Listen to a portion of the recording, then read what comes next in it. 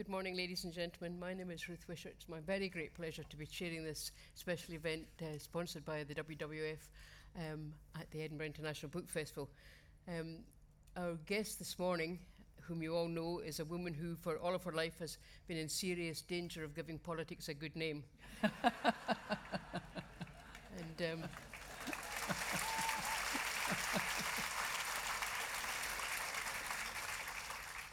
to the considerable joy of many of us of a similar vintage, she's living proof that being chronologically gifted does not impair the brain function, even if we can never quite remember where the specs are.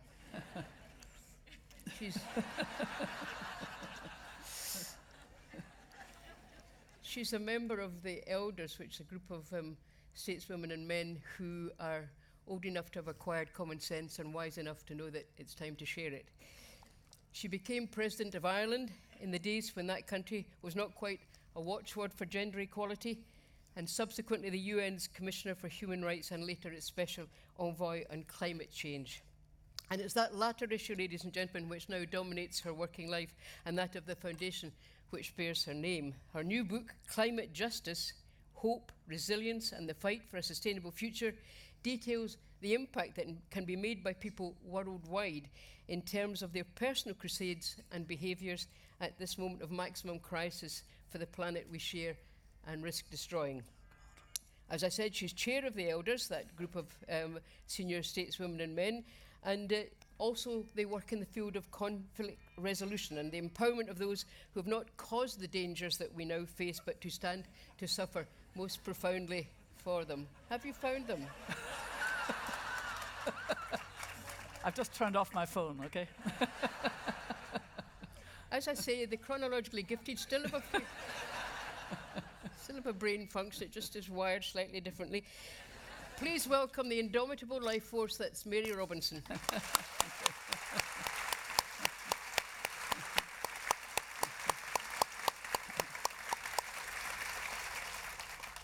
I'll start with an easy one then, Mary. What are we going to do about the Amazon? I'm glad in a way that the terrible fires that are taking place in the Amazon are taking place when the G7 is meeting in Biarritz. It can't be avoided. And I think President Macron is aware that this helps him to put climate change very much on the agenda. I see there were complaints by some of the advisors of President Trump to have something like a niche affair like climate change on the agenda. Seems irrelevant, you know. A niche affair, yeah. A niche affair, yes. But it is really very serious because these are the lungs of the world. And it is because the President Bolsonaro is encouraging agriculture and the loggers to really start the fires, which help them to move in and remove the trees.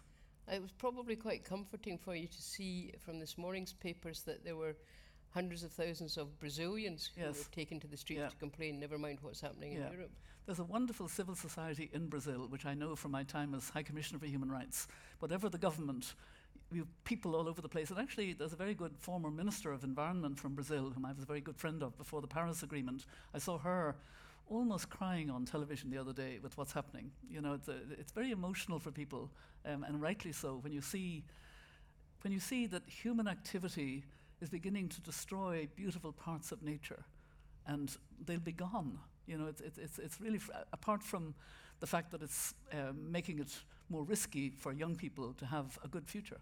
Talking of things that we've lost already, perhaps you'd be kind enough to tell the audience about your recent visit to Iceland. Yes, I hadn't planned to go to Iceland. I planned to go to Greenland because I'm going there straight after this.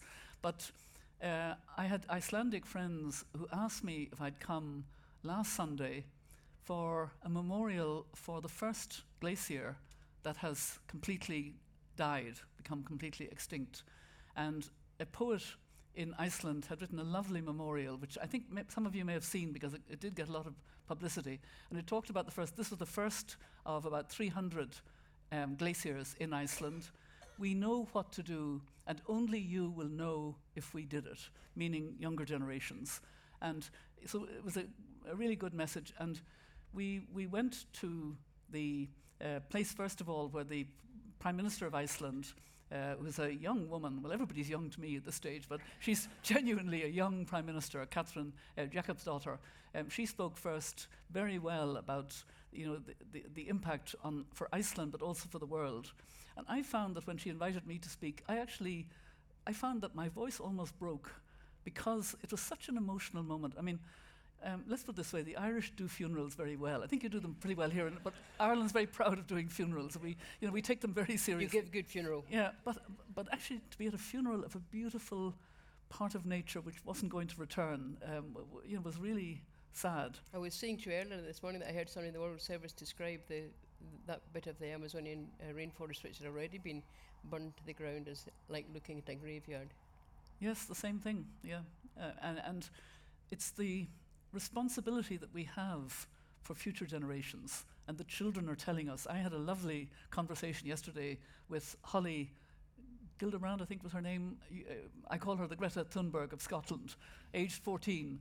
And the lovely thing was, we had a very good conversation, a smaller audience than this is an incredible audience, but it was children under 15 who asked the questions. And that I loved, that sense, these young people, they know. They get it. They get it, absolutely, and that's the hope. What are you going to do with the governments that don't get it? I mean, I noticed in the book you were very eloquently talking, of course, about the Paris Agreement, in which you were very much involved. But you also make the point that although that nice Mr. Trump had pulled his I don't think I called him the nice Mr. Trump, did I? I did, but irony is still alive in Edinburgh.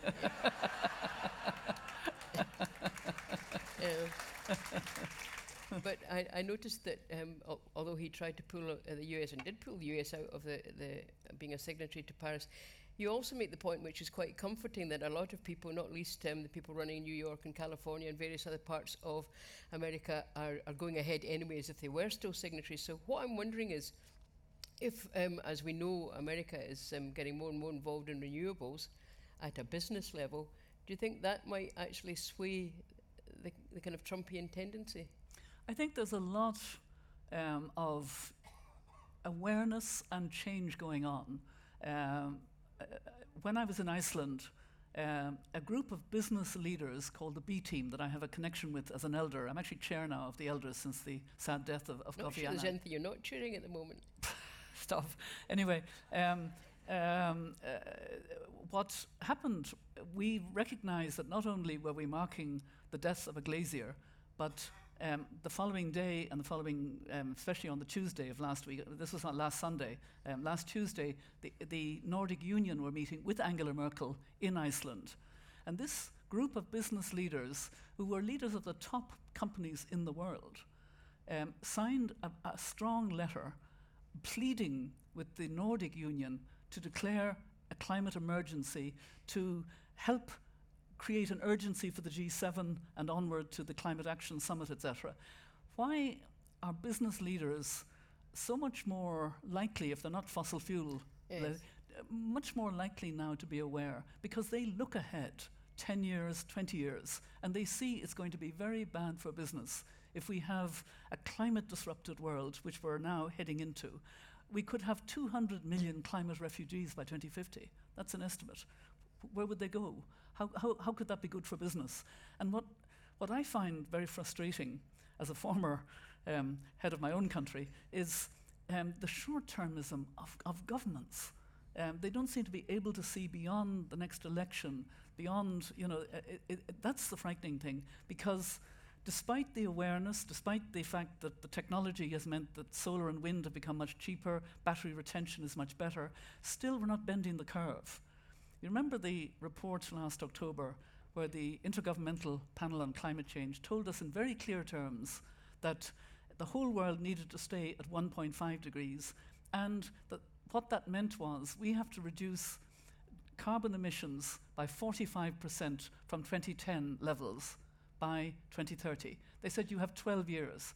Now it's 11 years and we're in end of August. We've got actually quite strong targets here in Scotland, and I'm reluctant to say it, but Ireland's a bit laggardly. No, you can actually say it, because I came here to launch the first climate justice fund in the world here in Edinburgh.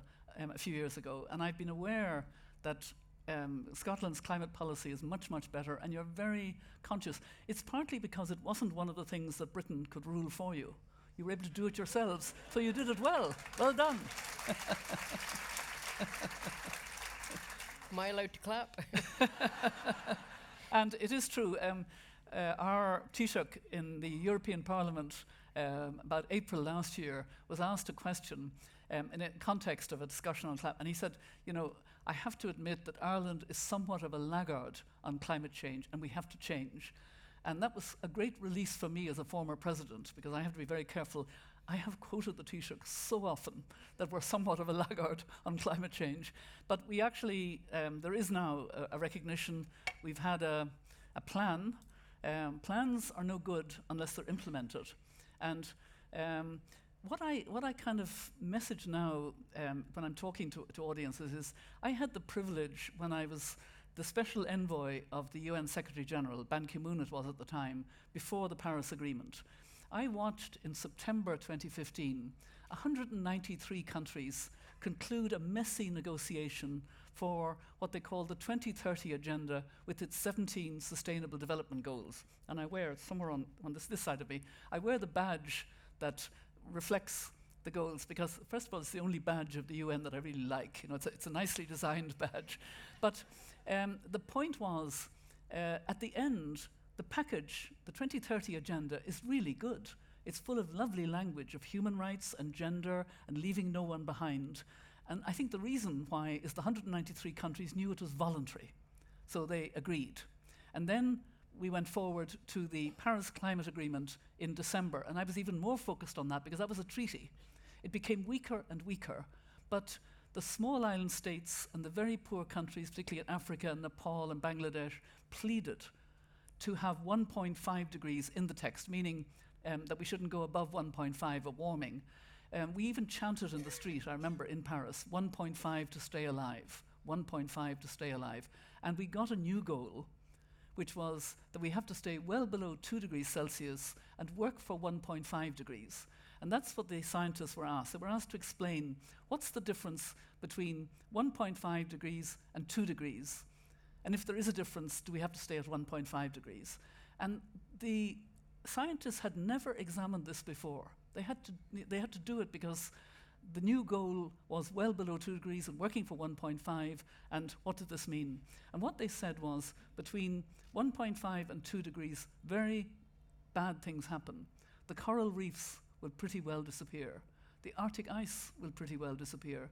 And there will be a major thawing of the permafrost, which exudes not just carbon emissions, but methane, which is much, much more worrying. Now, in a way, all of that is beginning to happen. We're seeing permafrost melting in parts of Siberia. We're seeing fires in parts of Siberia. We're in fires in the Arctic. And of course, fires, as you began, in the Amazon.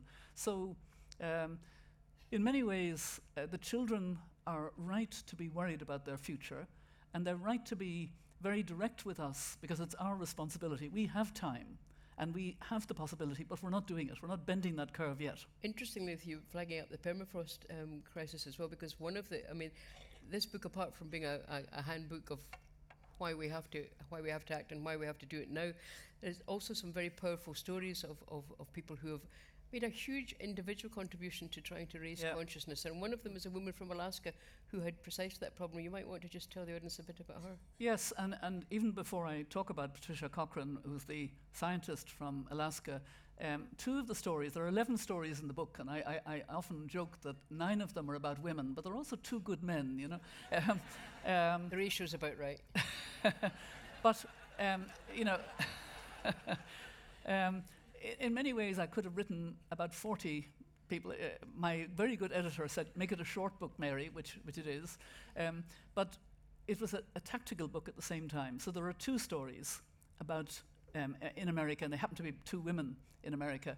The first of them is the one you asked about. Patricia Cochrane is a scientist. She's a native Alaskan scientist, a very fine woman who has watched the seawater incursion taking place, has watched the undermining of villages that are near the coast, and now knows that several of those villages have to move now, and there's no money in the rich United States. The other story from the United States is about Hurricane Katrina hitting.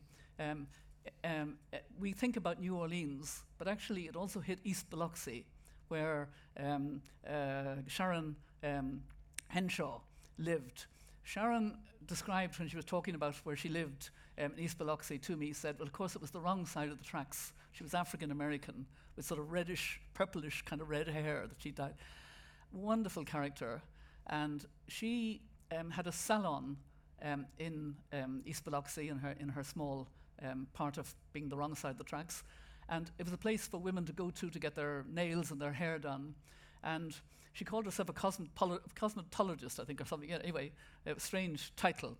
And when she came to her first conference on climate, it was Copenhagen, which also happened to be my first conference. And I saw her talking to another person in the book, Constance O'Kellett, who was from northern Uganda. What they had in common was both of their lives and livelihoods were completely destroyed by climate change. Constance O'Kellett had terrible flooding in her village that destroyed her home and all the school and the village, and she formed a women's group to fight back. Sharon Henshaw did exactly the same thing. Her salon and her home were destroyed. She rescued a few faded photographs and an antique table. She got a FEMA trailer to live in, and she had to beg at the beginning, and she had to borrow, and then she had to start a small credit, and she became, as she called it, accidental activist. And her father was a preacher who had worked for a while with Martin Luther King, so it was in her genes at least. But to hear those two women talking together and comparing notes about being utterly humiliated by deep poverty, and I remember Constance called Sharon Mississippi girl, it was that kind of relationship. But the interesting thing is that was my first conference too on climate. I came very late to climate. When I served as President of Ireland for 7 years, I never said anything about climate. Then I went to be, for 5 years, the UN High Commissioner for Human Rights, based in Geneva, but also traveling around the world, giving leadership in the UN on human rights, on gender, on rights of people with disabilities, rights of indigenous peoples, so a big portfolio. But I never said anything about climate change. And then you became a granny. No, because the other part of the UN was dealing with it. That was the key. I was in a silo. And then, just before I became a granny, but becoming a granny was important. I was lucky enough to be working in Africa on economic and social rights, the rights that matter most if you don't have them, rights to food, safe water, health, education, etc. And everywhere I went in Africa, I met women like Constance, and some of them would say, is God punishing us? What's happening? And then I decided to have my foundation, and my first grandchild arrived, little Rory, who's now 15, going on 16. And when I held him in my arms, I was so conscious of the dates of 2050, being a significant date for climate, all kinds of predictions about we need to be carbon neutral by 2050. And I thought to myself, what age will he be? He'd be 47 in 2050, half his life. And I kind of had this physical reaction to thinking 100 years ahead because I was his granny. And that's why I'm so grateful to Greta Thunberg and Holly here in Scotland, and all of those children who have done much more for climate justice than I was doing at the time, because they've shown it's not a matter of small island states and indigenous peoples, which is what I was talking about mainly. It's everybody. It's the human race and our children and grandchildren. You make a very potent connection in the book with all these stories, and you make the point that in order to solve the climate crisis, we have to acknowledge that it's inextricably linked to poverty and to human rights and to sustainability and all of the things that actually, as you say, are global issues, not just site-specific ones. And that was why I was so shocked at Copenhagen. My first climate conference, it was so technical, it was so scientific, it was so male. There were a few valiant women, but it was a very male environment. And I thought to myself, but surely this is about human rights and gender, from my awareness working in African countries of the devastating undermining of human rights, etc. And the truth is we're not so good at communicating, and this is why I wrote this book. And it's also why I now have a podcast. I don't know if anybody knows my podcast called Mothers of Invention. Any hands? Oh, yes, good, good. Some people know about it. I'm having the greatest fun with this podcast because I'm doing it with another Irish woman. She's from Cork, so she has a much stronger Cork accent. And she's based in New York, and she's a very successful comedian, which is the key. Are you going to fess up to not knowing what a podcast was until this? I absolutely admit that. Absolutely. In fact, I went to these two women, Jess and Beadie, who were friends of a friend of mine, to ask them would they help me make a documentary. The book had already been written, but it hadn't yet been published, and I was gung-ho to do something else to communicate. And they said, no, documentaries take too long. They've already been done, Al Gore and all that. And Mary, you're not the best person anyway. Why don't you do a podcast? And I said, what's a podcast? Never heard of it. And the person, Maeve Higgins, who is a successful comedian based in New York, knows all about podcasts and podcasting. She's an expert in it, which was a great strength at the beginning, because Maeve knew nothing about climate. I knew nothing about podcasts. We came together with humour, and she's half respectful of me, and we have the greatest fun, but we're very serious. We call it Mothers of Invention. The byline is that climate change is a man-made problem that requires a feminist solution. And Maeve will never explain that. Maeve, yep. Do you want to have a go at explaining it? Maeve doesn't explain, but I always feel it's important to spell out that man-made is generic. It also includes all of us, men and women and even children. We're all adding to the problem of our human activity and our emissions. Yeah, men had more power and more opportunity to pollute, but it's all of us. And a feminist solution definitely includes men, and I'm glad to say increasingly includes men, because the feminist solution is based on equality. Can I just flag up at this point, because there's a woman, I just trying to remember her name now, from Australia. Yes. And I thought she was very emblematic of the fact that Natalie Isaac. Yes. She was very emblematic of the fact that we can all make small changes in our behaviour, and that collectively these small changes can make a big impact. Yeah. I first met Natalie when I visited Australia more than 10 years ago, probably about 12 years ago, and I was so impressed with her. She told, as the story is, that she was kind of interested in climate, saw Al Gore's film, An Inconvenient Truth, and decided, I'm going to try and do something in my own home. I'm going to be more careful about switching off lights, using less warm water for washing, hanging things out rather than, being very careful. And she found after a week or a fortnight that she'd reduced her actual budget when it came in her electricity. And she thought, my goodness, imagine if 1 million women in Australia would do this. It'll make a difference. And Australia has bad emissions as a developed country. So she started this, and she'd been in the cosmetics business with a lot of packaging. So she realized she'd been adding to the problem. And she started her website, and she found that people would join, but actually it wasn't the driving thing it had become for her. And people got distracted, and after a week or two they'd drop out. Now she'd been able to build up her website, 1 million women, it's still going strong, with a better app, with better ways of keeping people on track. And she's trying to use the carbon that is saved by women in her 1 million women, which is all over the world, it's not just Australia, to help get the carbon credits for developing countries, so she's really moved on. She reminds me of the kind of the 3 steps now that I try to suggest to any captive audience, and you're a captive audience just for the next couple of minutes, if I may. 3 steps. First of all, make climate change personal in your life. And by that I mean do something, when you go out of here, do something you wouldn't otherwise have done, because you're making climate change personal. And I give the example that I've become a pescatarian. That a lovely word to explain that I don't eat fish. I don't eat meat. I'm sorry, don't eat meat. There you are, an elder. Not too popular in my country, Ireland, which has put a big bet on beef for export and all that. But anyway, the second step is get angry and get active.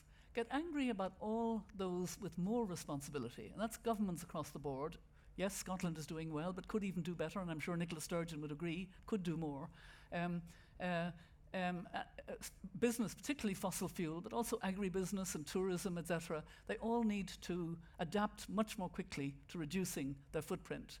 Get active with organizations that are helping, like the World Wildlife Fund, which is sponsoring this. Okay, support them. And the third step, and believe it or not, I think this is the most important.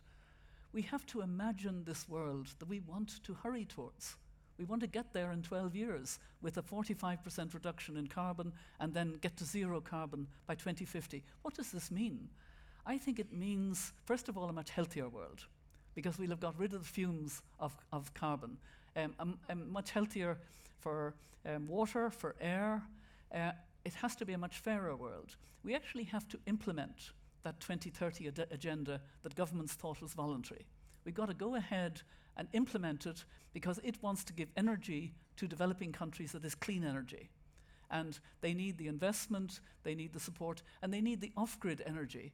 I mean, it is very startling in our world of 7.8 billion, I think it is now, 7.8 billion people, that over 1 billion never switch the switch for electricity. Never switch that switch. That 2.3 billion cook on dirty cook stoves. And yet we have the gadgets. We have the lights, the mini systems, the clean cook stoves. We just haven't got a moonshot approach to getting to those billion and those 2.3 billion. This would be the kind of world. And then it's a world where we need to change our habits. And who changes habits in a family? The woman. And we need to change our habits. We need to get away. We're getting away from plastics. I'm so pleased. I haven't seen any plastic since I came to Scotland. Well done. Really, really impressive. The hotel had a big thing of water you could fill. I filled it going up to my room. You haven't been in a supermarket yet, then? No, I haven't. But anyway, throwaway things. Did you notice the emphasis now on slow cooking, slow fashion, relationships? When I was growing up, we learned to sew, we learned to darn, we learned to put buttons, we learned to have things that lasted. And I think this throwaway society has not been good for relationships. I think when we have understood that we need to value things and make them last, we'll also not give gifts to our children and grandchildren quite so much as talk to them, maybe give them a book, okay, that's fine, but also, communicate more. And, I think we need to get excited about this world. I wonder if I could ask your advice on everybody's behalf, because we've been quite successful globally, or in those countries who've adopted it, with the plastic bag initiative, even though many of us shamefully have quite a few bags for life now. But we've been quite successful in that regard. Now, then I mentioned supermarkets because I happened to do some shopping yesterday, and things were coming encased in lots of packaging. They were in little beds of cardboard, and then they were in more packaging, and then they were. And what would you suggest that governments or agencies or activists do to try and persuade people that there's nothing much wrong with loose food? Yeah, exactly. And we need less packaging and more loose fruit and food, which is perfectly normal and perfectly good. We actually had an episode. I've learned that podcasts drop, and that's new language to me too, and that you have episodes. And one of our episodes was on plastics. And actually it was a very serious episode, and it talked about a supermarket in the Netherlands, in Amsterdam, which has banned from a whole series of its shelves all plastics whatsoever, and they're making it very popular because they're making sure it's no more expensive. I mean, often with green, organic, it can be more expensive. It's very important that it isn't more expensive. It should be cheaper. Yes. Well. Anyway, they're working hard at it. But we were having this very serious conversation about plastics, and Katherine Wilkinson was one of the people who'd come on our show. Was a very good scientist. She was part of the Drawdown project. And she was explaining that we can't send our waste anymore to China because it's refusing to take it. And now other Asian countries are also refusing, and they're right, of course, to refuse. But Katherine says very seriously, and it wasn't even properly recycled waste. I mean, it included babies' nappies.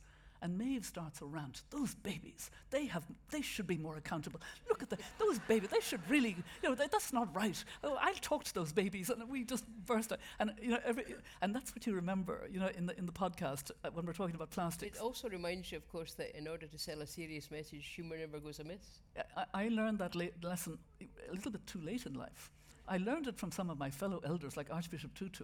Yes. I watched the man him, with the wonderful giggle. The man with the wonderful giggle, and he taught me a lesson. I think I mentioned it in the book, but also I like to share it because it was a wonderful experience of being in New York with Archbishop Desmond Tutu as elders about 8 or 9 years ago, and we were in front of an audience of young people. It was a social good conference that the UN Foundation had organized, and the young people were supposed to be on their iPhones and their iPads to create a big social media buzz. Trending, isn't that? Trending, yeah. Well done. Yeah, and when Archbishop Tutu is in front of young people, he expresses his love for them, his belief in them, and his arms go all over the place. And we were being moderated by this American journalist, and she said quite sharply, "Archbishop Tutu, why are you such an optimist?" And he looked at her, and he shook his head, and he said, "Oh no, dearie, I'm not an optimist. I'm a prisoner of hope." And that actually, at the time, just, hit me. And ever since, I've been thinking about it, particularly when we talk about climate. Because I know that I could talk about climate change, and I think many of us could, in a way that would scare the living daylights out of you, that would drive away all energy and all hope. And that's wrong. That's not the way. That's why the byline, hope, resilience, and the fight for a sustainable future is very deliberate. Actually, there's more than half in this glass, but I often explain that, the glass may not be half full, but there's something there you work with. And that's what Constance O'Kellett did, that's what Sharon Henshaw did, that's what Patricia Cochrane did, that's what Anote Tong, the president of this small island state that he knew was going to go under unless he fought back and got the 1.5. Hope is incredibly important, and it is why I keep saying we've got to imagine this world. And I saw this world that we're talking about. I was lucky enough. I was invited to go to the Venice Biennale, the Architectural Biennale, last November, in Venice, of course, because it was being curated by 2 women architects from Ireland, 2 friends of mine. Brilliant architects. They work as Grafton architects, Shelley and Yvonne. And Shelley and Yvonne chose the earth as their client. And they invited architects from around the world to respond. And they were responsible for the main hall. And then you had pavilions for countries. But they had a hall, huge hall in Venice, of architects from all around the world. We saw the circular economy. We saw how you live together in a different way. We didn't see single electric vehicles. We saw electric mobility, sharing. We saw saris from Bangladesh that had been thrown away by poor women being collected and made into high fashion because there was part of the sari that you could use. The most fascinating for me was a Chinese architect who was doing acupuncture architecture in very poor rural China in 7 villages. And what it meant was the architectural team went into the village and sat and listened. What would make a difference in that village? And the example that I can remember is there was a river flowing through the village and the bridge had become broken down. Now, architects could fix a bridge, but by listening, they discovered that if they were to plan to fix the bridge in such a way that there was a covered part in the middle, then villagers could come, sit, talk, exchange, market, etc., and that would make all the difference. And that's what they designed. That was the acupuncture architecture. I want to bring the audience in now, but you just reminded me of one other quote in the book alongside The Prisoner of Hope, and we've just learned this morning that Christine Aguirres is coming here to the Edinburgh International Book Festival next year, and she said, which I thought was another wonderful saying, she said, "Impossible is not a fact, it's an attitude." And I thought... Yes. Christiana is wonderful. We're very good friends. We'll be together. We're promoting women's leadership on climate change in a big way. But Christiana was the executive secretary of the UNFCCC leading up to, she was after Copenhagen, Cancun, Durban, Doha, Warsaw, and then finally Paris. Lima, and then finally Paris. She was the leader in the UN, and she never stopped being hopeful, stopped being upbeat, stopped being very positive and very funny and very engaging and very, she used all her feminine wiles to make sure that the men did what they needed to do in signing up. I think you've just sold out next year's event. Well, she is great. No, she is great. Could we have the lights up, please, and we'll get some questions from the audience. Thank you. Who's going to start us off? Somebody on the aisle there, and then somebody in the middle. Could you talk about personal decision-making around air travel? That's a very good question, and it's a question I think about a lot because I do too much air travel. The elders offset the air travel that I do, or others offset my air travel, but I try very hard now to send my voice. Almost every week I'm doing short videos to conferences that ask me to come and do something. If I want to persuade, or from time to time if I want to persuade to buy a book. But actually, I'm very, very conscious, and I'm conscious that we all have to think about not flying as much as we have been flying. We have to also encourage airlines to get the technical breakthrough. We know that a Swiss pilot flew around the world by battery electricity. He had lots of stops, but he actually achieved around the world. That's the beginning of the technology of, there will be smaller planes that will use, that can fly with battery, I think, when the technology is just that bit better. But airlines are a big polluter, so is tourism, there are lots of things we need to think about, and I think about them very seriously. Don't think we'll follow up on the tourism thing right at the minute, but yes, there's a hand there. Thank you very much.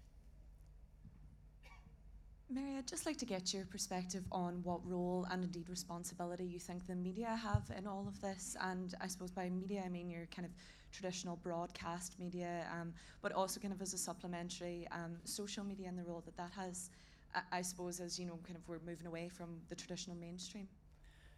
Yeah, it's a very good question. I think for quite a long time in this part of the world, the media felt they had to have balance in any discussion about climate. So if you had somebody who was like me talking about climate in the way I'm talking about it, you have to have somebody who'd give the other thing.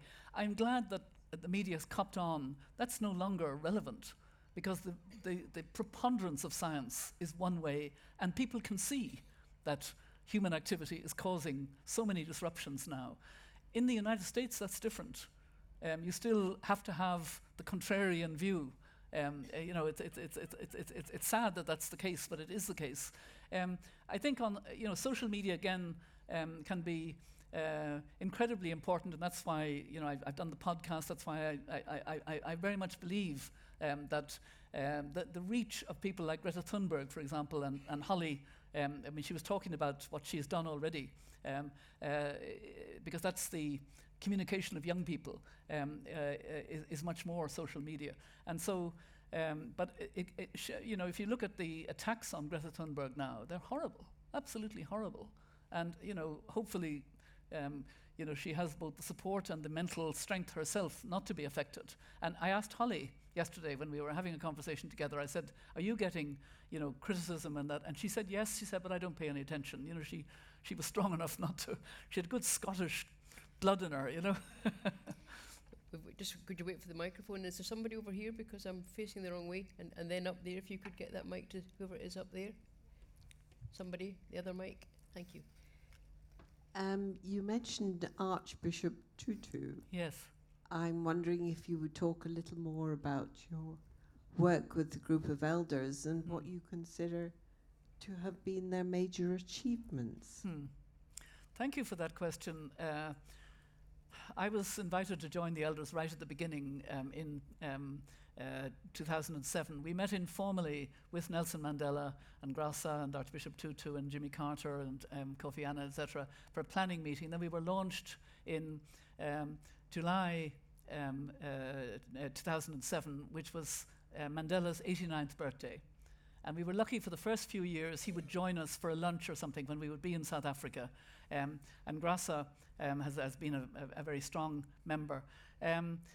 We've done, it's difficult to say in relation to individual countries that we've visited. We were in Sudan at a very early stage. Sudan has now become much more hopeful with a good transitional government. We know the Prime Minister very well, and we very much welcome a change that has happened. But I wouldn't say the elders contributed to it. It's almost easier to say the more, the things that were on the side of reaching out with civil society. We learned that one of the big problems for girls in our world today still is early child marriage. About 10 million girls a year marry far too young, and often much older men, and they're often forced and don't have any choice in the matter. And I remember, you mentioned Arch, as we call him. He had a T-shirt at one stage which said, "Call me Arch," you know. So that's what we called him in our common. And I remember him saying over and over again publicly, "I never knew that this was such a problem. And how could this be," etc. And we went to various countries. We went to Ethiopia, Arch, Gru Brundtland and myself. We went to India with Ila Bhatt, who was also an elder at the time. And we helped to form a major grouping now of organizations that deal with early child marriage called Girls Not Brides. It's a major, powerful alliance. It actually influenced the equality goal 5 of the Sustainable Development Goals and the health goal, that early child marriage must be addressed more seriously, etc. Last July, we were in Johannesburg to mark the 10th anniversary of being formed. We were formed in 2000, well, yes, it marked the end of our 10th year, and the 100th birthday of Mandela. And after that, Kofi Annan and myself went to Zimbabwe with Lakhdar Brahimi because Zimbabwe was facing elections and we wanted to try to be helpful. And actually they were very hopeful before the elections, and then things have become bad again. And I'm likely to be going very shortly to Zimbabwe with Graça Machel in early September to try to help in a situation where they're saying it's worse than with Mugabe. Would you believe, you know, the former somewhat of a tyrant as he became. But there's even talk, you know, of potential famine, etc. So the issues that we address are not easy to, to make progress on. But we were in Ethiopia recently for our annual meeting, and we met there with the young Prime Minister, Abiy, who he's younger than 2 of my children. You know, I mean, when you're talking to a Prime Minister in Africa, where they generally have either presidents or prime ministers who are old and stay on forever. And he said he'll stay 1 term as prime minister, and he's really trying to change things. And then when you see what happens in Sudan, hopeful. There are hopeful signs, but also the elders are very aware multilateralism is under a lot more threat than it used to be. We're about to produce a paper staunchly defending multilateralism. We need multilateralism. We worry about 2 existential threats. One of them is climate change. So as an elder, I'm constantly speaking about climate change in that capacity as well. And the other one is the nuclear threat. The nuclear threat has become much worse than it was at any time since the Cold War. I'm asked to be with Ban Ki-moon next January for the timing of the doomsday clock. You know, how near are we to the doomsday clock? They've asked us as elders to be there to highlight the importance of it. We're going to be closer than we've ever been To midnight. to midnight. And that is really serious because Russia and the United States have been they pulled out of a recent treaty. They're arming again in a very dangerous way. North Korea is far from resolved. The United States has pulled out of the Iran treaty, which was holding Iran in place on nuclear issues. And most worrying of all, you've got Kashmir with 2 nuclear powers. And India said the other day that they are moving away from what they said at the beginning when they went nuclear, no first strike. They're now saying, well, maybe we won't hold to that. So, you know, I don't want to scare people unduly, but that is another existential threat. And we have a paper on nuclear non-proliferation, disarmament. We were in China recently, had a long meeting with President Xi in China and so on. So, we're elderly. There are 11 of us. We try for a group of 12 is our maximum. No, a first team of 11 sounds good. But, Don't you think the very fact of you being such a high-profile group, making high-profile visits of itself is quite potent? We would hope so. It's hard to say. We certainly try to use our moral influence all the time. We have a website, for those of you who are interested, called theelders.org. And if you Google, you'll see what we're trying to do. We make statements from time to time. Statements. The statements that we make are very considered. They're very. We reach out to a lot of think tanks, not just in the West but globally. We're very conscious that we're not Western elders. We're global elders, and it's very, very important to us that we are. And I also keep in touch. I was talking on the phone recently to Jimmy Carter, whom I absolutely love. He's an elder emeritus, as is Archbishop Tutu, and I suppose Ela Bat is an elder emerita, is she? I don't know, but anyway. I aspire at some stage to be an elder emeritus or emerita, but not yet. I'm still, while I am actually modelling myself on Jimmy Carter, who's still going strong at, 96 or 97, so. There was a lovely phrase, I think it was the Alaskan story in the book about elders in training. Yes. I rather like that concept. Yes. Now, I know there's somebody down the front, but I think there's somebody up there with a mic. I've got the microphone up here. Oh, there you are. Right. Carry on. Thank you for the microphone. Yes, obviously lots of food for thought here. I think that it's a big issue that we all are very complicit with, which is our sort of hunger for cheap stuff that we've been sold. Yeah. You spoke earlier about the importance of behaviour change, amongst many other things. The evidence tells us that if we want behaviour change, we need to offer consumers the easiest route to that new behaviour. At the moment, that's not the case, starting with very low prices for things that are actually very, very expensive, but carry a lot of hidden cost. And I'm just wondering, how do we square that circle in a world that also faces a lot of poverty? Okay, thank you. Yeah, it's a very thoughtful question, and it's something that, again, there's no one-line easy answer to, because it's a complex question.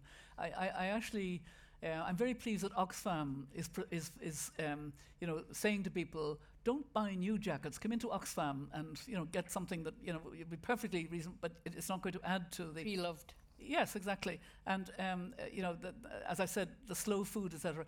Ela Bat, my fellow elder, would speak passionately about the fact, why do we eat food that is grown more than 100 miles from where we live?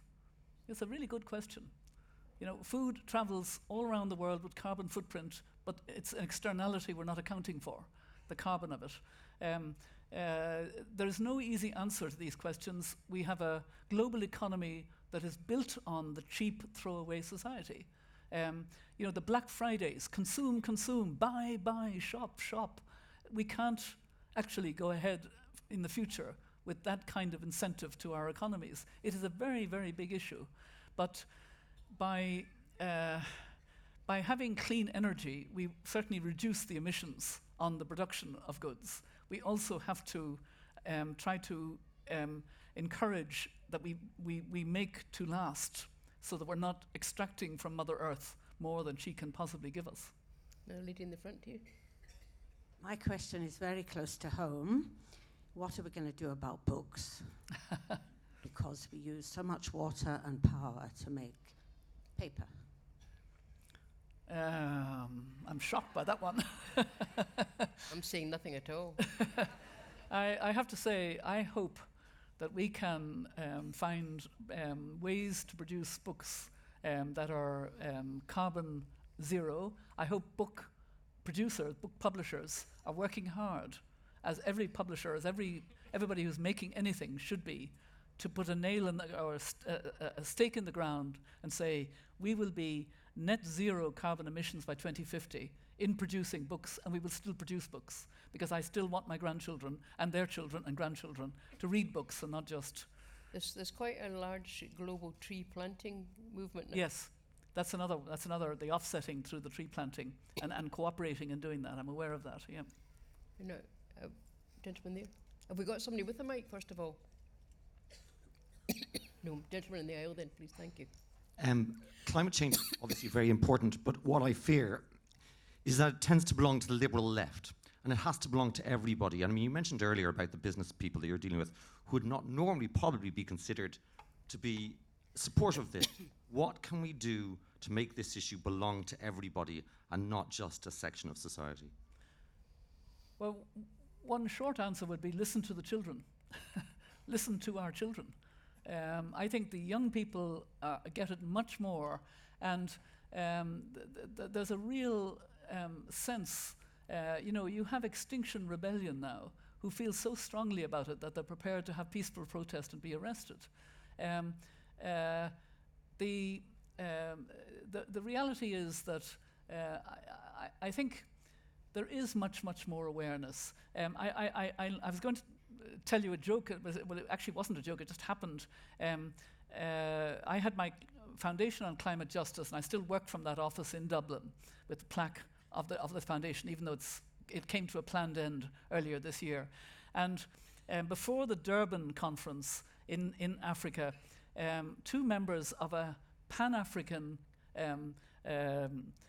coalition on climate justice came to the office. One of them was from Kenya, and the director of my foundation at the time said to her, Anna, how much, given that you're a Pan-African coalition on climate justice, how much denial do you get coming, from various parts of Africa? And what Anna said, I loved. She said, "Oh no," she said, "that's a first world problem." And the other thing that really struck me, and it's an important message, was when we had on our podcast a climate scientist talking about the report of the Intergovernmental Panel on Climate Change. And we decided to have a woman, but if possible, a woman from the south.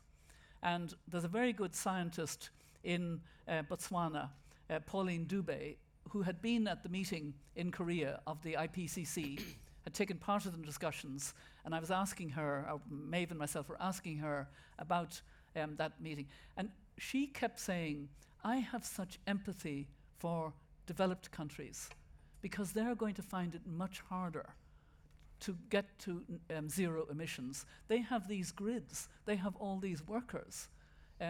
They are going to have to plan a just transition. I have such empathy for developed countries. Here in Botswana, we're trying to get electricity for those that don't have it, but we're starting from scratch. We're able to do what we can do. I have such empathy. She kept repeating, I'd never heard that said before, but it's true. Take a country like Germany. I was in Germany recently at a big conference on climate and clean energy, and there is a coal commission that is trying to get Germany out of coal, but they have workers who are very powerful, with very powerful unions and lobbying, and it's difficult. And yet, this is the world we have to move to. Look at Australia, trying to open more coal plants. Which is in the front line, of course. Which is in the front line. Look at even countries like China, which is trying hard. China is a leader in the world today, the leader in the world today on wind power and on solar power. But it's also still building coal plants because it needs the energy. And worse than that, in the sense of, a real problem, it is exporting its coal technology to developing countries. Japan is exporting its coal technology. And I'm afraid the United Kingdom, which as a whole is quite good on climate, and Scotland is probably the best part of it on climate, the United Kingdom, in its export promotion, is promoting coal in developing countries. So we have a long way to go to get to where we need to go, and it's not going to be easy, which is why we need the children and the young people and the women leaders and the business leaders who are making a very, very strong pitch all over the world now for the world to start bending that curve. Climate emissions went up in 2018. I'm told it's a question of whether they will go up this year. If they don't, we're beginning. we're beginning to reduce by 45%. That's where we need to go. Ladies and gentlemen, I have to tell you that... sorry? No, I'm sorry, I have to tell you, Mrs. Robinson, who, as you'll have gathered from this morning's talk, is not a woman who stays in one place longer than 5 minutes. She's on her way to Greenland immediately, which is where I suspect you'll get a warmer welcome than Mr. Trump. And she's rushing to catch a plane, so she isn't able to actually stay and sign books for you, but she has very kindly agreed to sign books in advance. So if you buy this book, and it's just a smashing read, as you might imagine from all you've heard this morning. If you buy this book, it is already signed by Mary Robinson. I think we've all been privileged to listen to this morning. Please join me, and join me in thanking not just Mrs. Robinson, but Hannah, who's done a sterling job over here. Well done. Thank you. Thank you very much. Thank you.